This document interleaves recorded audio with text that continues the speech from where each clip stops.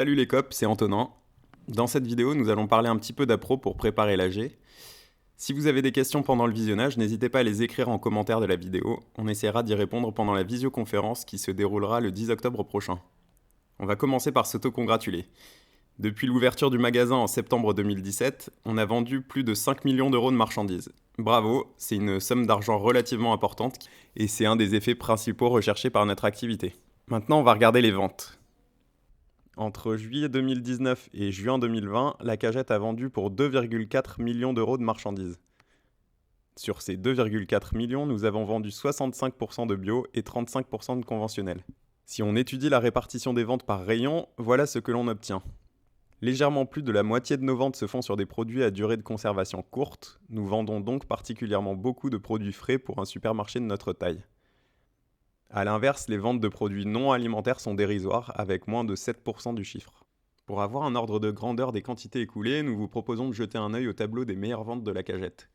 En 12 mois, nous avons donc vendu 13 721 boîtes d'œufs plein air Pic Saint-Loup, 12 tonnes de bananes et 11 tonnes de pommes.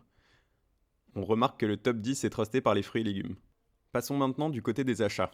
En un an, la Cagette a acheté pour 1 959 929 euros de marchandises auprès de 130 fournisseurs. Parmi ces 130 fournisseurs, près de 2 tiers étaient des producteurs chez qui nous achetions en direct. Seul un tiers d'entre eux étaient des grossistes. Mais attention, ce chiffre est trompeur, car si on regarde en euros, c'est l'inverse. La Cagette achète plus de marchandises aux grossistes qu'aux producteurs. Cela s'explique simplement. Les grossistes ont de gros catalogues et un grand nombre de références. Les producteurs ne vendent eux que ce qu'ils produisent, soit quelques références. Retenons tout de même un chiffre extrêmement positif. En une année, la Cagette a acheté 735 000 euros de marchandises en direct à des producteurs. Cet argent sert à développer directement notre territoire, nos agriculteurs et agricultrices, nos artisans, et il y a de quoi être fier. D'autant plus que nous leur achetons à des prix supérieurs à ceux imposés par la grande distrib ou les grossistes. La Cagette est un débouché très valorisant et rémunérateur pour les producteurs locaux. Voyons directement ce qu'ils en pensent. Nous leur avons fait parvenir un questionnaire de satisfaction dont voici les résultats.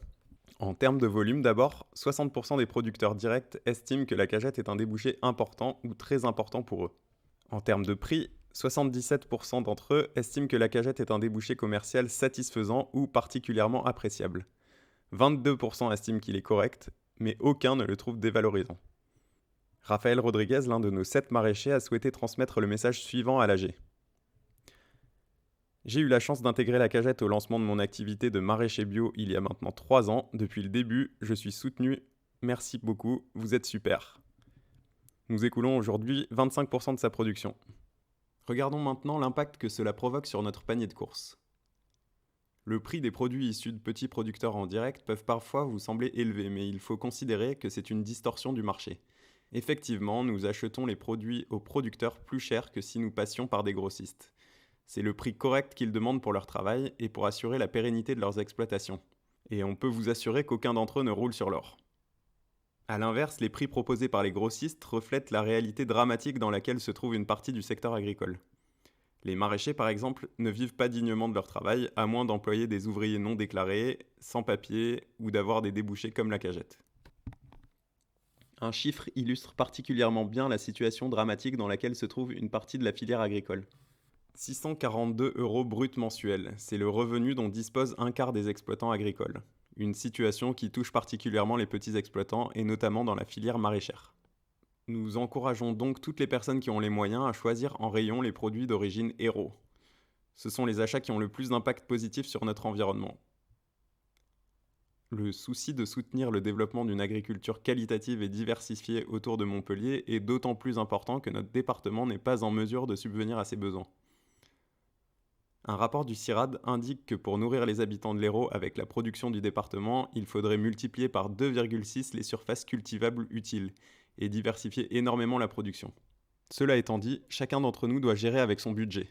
Les salariés de la Cagette ont donc pour objectif de négocier le plus durement possible les prix auprès des grossistes et des intermédiaires.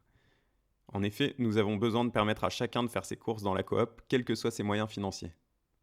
Nous avons pour mission de satisfaire les attentes de tous les membres, mais nous faisons face à de nombreuses contraintes. Nous sommes près de 3000 et il y a donc 3000 visions différentes de ce qu'il faut vendre ou pas. Nous manquons d'espace de stockage et de place en rayon. Notre logiciel de gestion est toujours en chantier. Bref, la Cagette a toujours besoin de notre soutien et de notre tolérance, Tout n'est pas parfait, mais nous avançons à grands pas et nous récoltons déjà les premiers fruits de notre travail. Si vous voulez en savoir plus sur les questions d'approvisionnement à la cagette, nous vous invitons à lire le rapport de gestion 2019-2020 qui est téléchargeable sur la page consacrée à l'AG sur le site de la cagette.